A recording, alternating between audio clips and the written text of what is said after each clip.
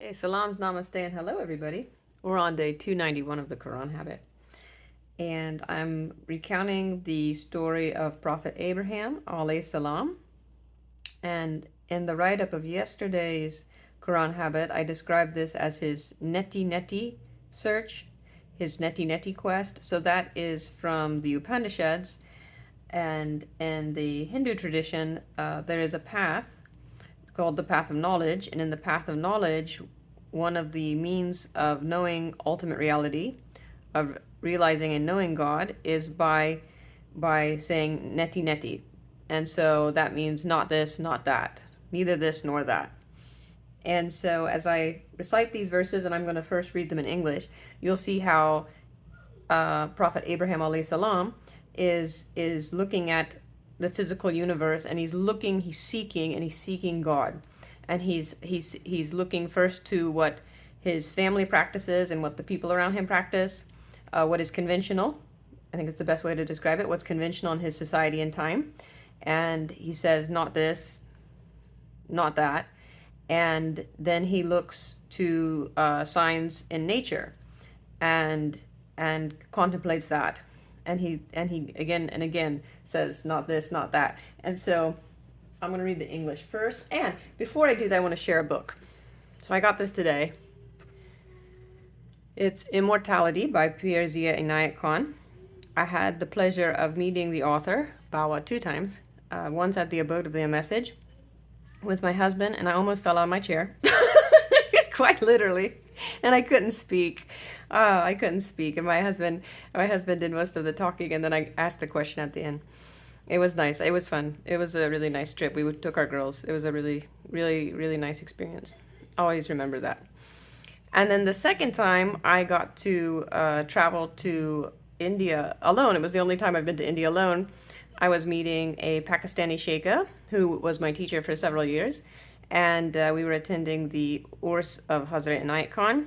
And again, Bawa was present for the Urs, so I just got to meet him briefly, and I've read most of his books. I don't know if I've read all of his books, but I've read Ceres and Chivalry. If you don't have that, you need to buy it. I've bought so many copies because I always gift it to people, and I've gifted it in English and German, and I love that book. And anyone I've given it to has expressed how much they appreciate it. So he has an excellent command over the English, Persian, and Urdu languages, and is a realized master in the teachings of his grandfather Hazrat Inayat Khan. And so I'm just wanting to share the opening reflection. So in bold is a quote from his grandfather's book, The Soul. I believe it's Wince and Wither.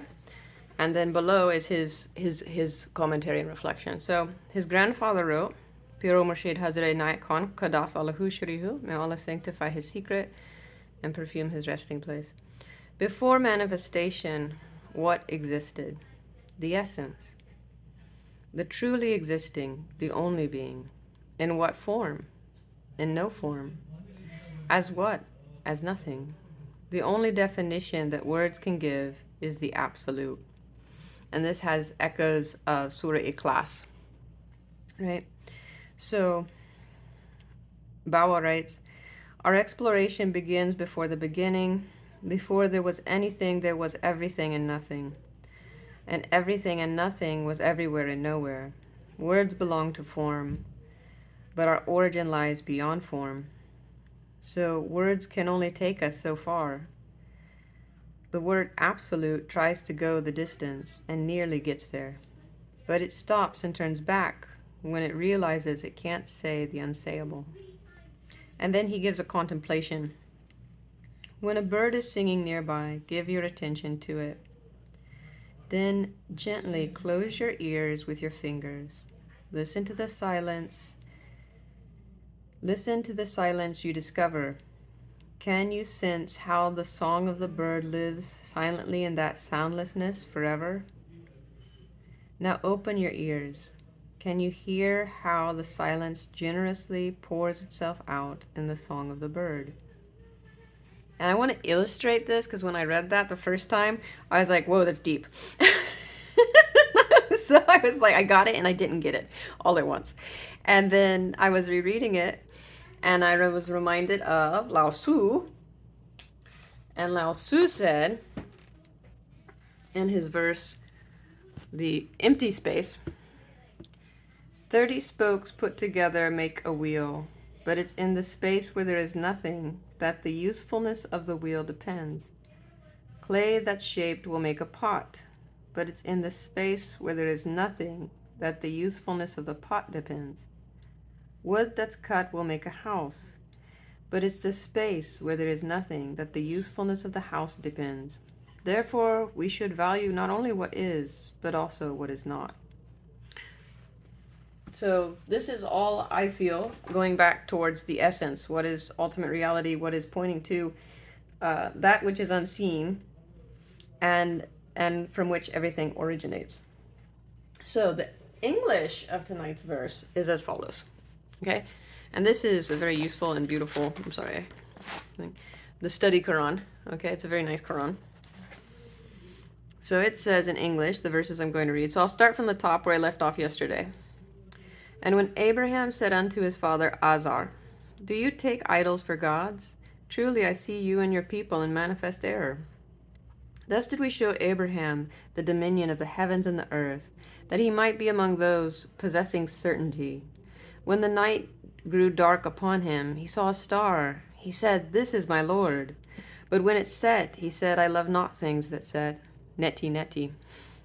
Then when he saw the moon rising, he said, this is my Lord. But when it set, he said, if my Lord does not guide me, I shall surely be among the people who are astray. Then when he saw the sun rising, he said, this is my Lord, this is greater. But when it set, he said, O my people, truly I am quit of the partners you associate. And literally here they write, ascribe. Allah Akbar. So in my post yesterday, I shared how Allah Akbar implied Allah is greater, Allah is the greatest, He is greater than everything we imagine and see and hold or think could be, right? He is the greatest. He is Allah Akbar. He is the greatest. Truly, as a Hanif, I have turned my face toward Him who created the heavens and the earth, and I am not of the idolaters. And I think I'll stop on verse 79 there. Okay? So, the Arabic, to the best of my ability, will read as follows. أعوذ بالله من الشيطان الرجيم بسم الله الرحمن الرحيم وكذلك نوري إبراهيم ملكوت السماوات والأرض وليكون من الموقنين فلما جن عليه الليل رأى كوكبا قال هذا ربي فلما أفل قال لا يحب الآفلين. I love not things that set, right? فلما رأى القمر بازغا قال هذا ربي فلما أفل قال لئن لم يهدني ربي لأكونن من القوم الضالين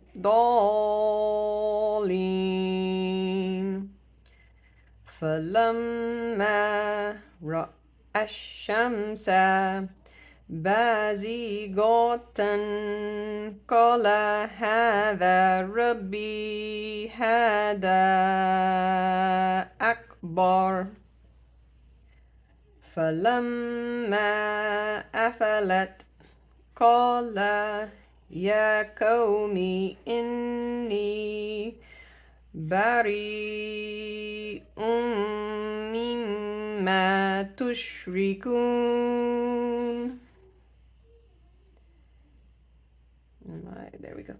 Inni wajjahtu wajhiya lilladhi fatara as-samawati wal arda حنيفا وما أنا من المشركين صدق الله العظيم. If it's good, it's from God and all praise.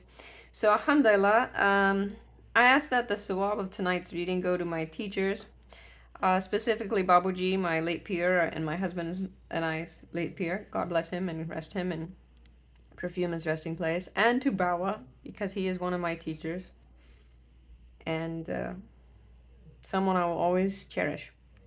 And may it also go to Pir Inayat Khan, and to Pir Inayat Khan, and to Noor Inayat Khan, and to all of the mystics and saints, martyrs, and lovers of God.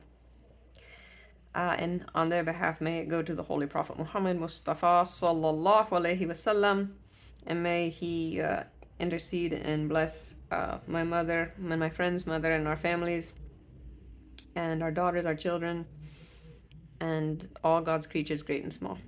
Okay? Jazakallah khair. Have a beautiful night. And if I made any mistakes, which I know in my recitation, I made mistakes. So Allah forgive, may He accept despite my deficiencies, and may I receive the reward of those who read stumbling and stuttering, and may He perfect and beautify my recitation in the fullness of time, and may He make my heart sincere and well-meaning always. Ameen.